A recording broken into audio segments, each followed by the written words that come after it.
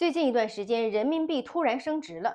12月15号，在岸人民币盘中升破了7.05，一度到达了7.0516，这是去年10月份以来的新高。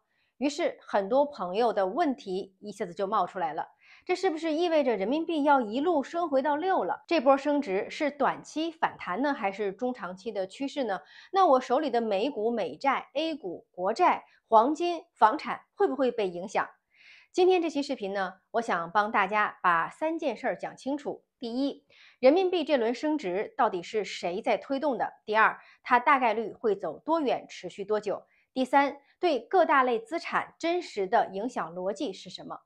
首先，这轮人民币的升值到底发生了什么呢？12月15号这一天有2个信号非常的重要，第一个就是价格信号，在岸人民币实实在在的升破了7.05。第二个是模型信号，野村证券当天发布的美元对人民币模型预测值下调到了7.0586，比之前的预测值呢低了52个基点。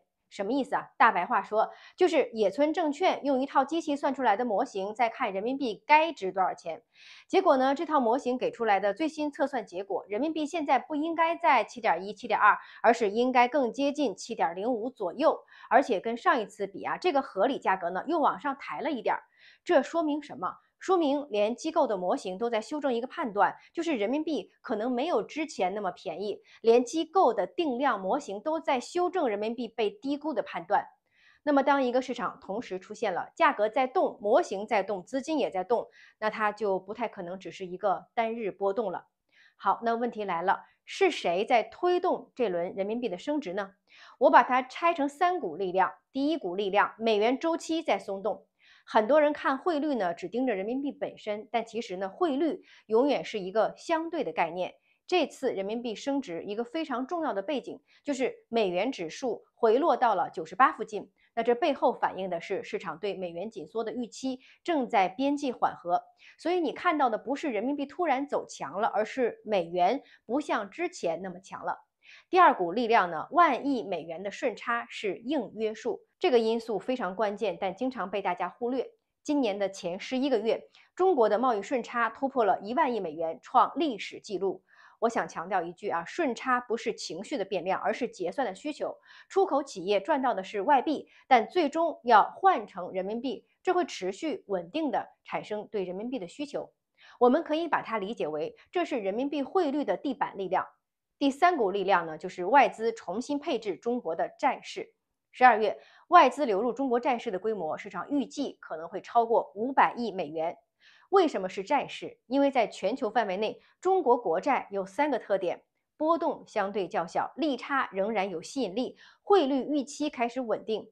那么，当外汇不再是单向贬值预期的时候，外资配置人民币资产的心理门槛会明显的降低。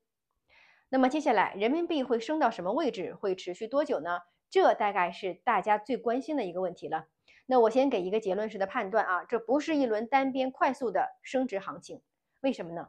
因为我们会发现一个非常微妙的现象，虽然市场在升值，但是央行给出的中间价整体是偏弱的。这说明什么？说明政策层面非常清楚，不能重演1985年广场协议之后日元急剧升值，最终重创实体经济的路径。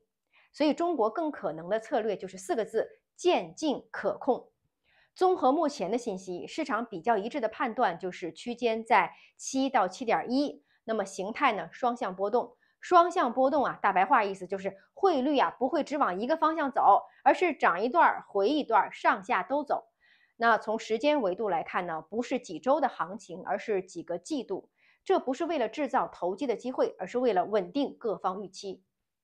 接下来呀，我给大家讲大家最关心的问题，就是我们的各类资产会不会受影响？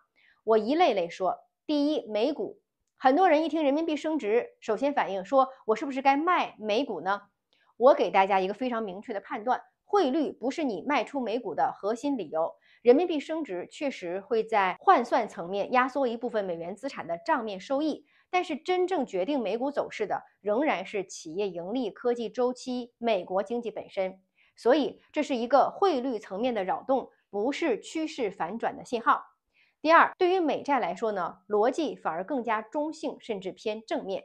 原因很简单，当人民币的汇率预期稳定之后，配置美债的汇率风险反而下降了。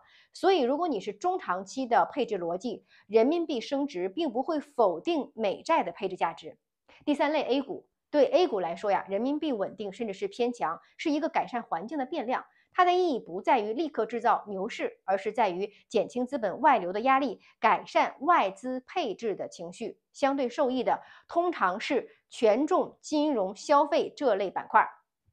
第四啊，中国国债，这是这轮变化中最明显的受益者之一。因为外资看债市最看重三件事：汇率稳定、波动可控、政策透明。那人民币升值呢，恰恰是在强化这三点。第五类，黄金。很多人问了，人民币升值是不是意味着黄金要跌？答案是不一定，因为黄金的核心逻辑呢，从来不是单一国家的汇率，而是全球的实际利率、避险的需求。所以黄金更像是一个长期对冲的工具，而不是汇率短线的交易品。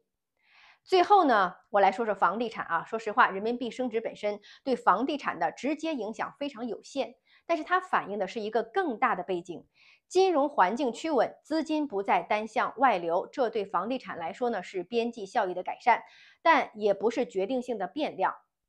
我最后做一个总结，这一轮人民币的升值不是政策突然转向了，也不是情绪性的暴涨，它更像是在多种因素共振下对被低估状态的一次修复。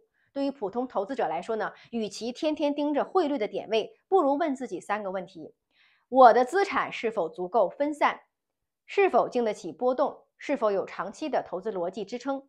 汇率只是这其中的背景板，而不是我们投资的全部答案。我是苏涵，我们下期见。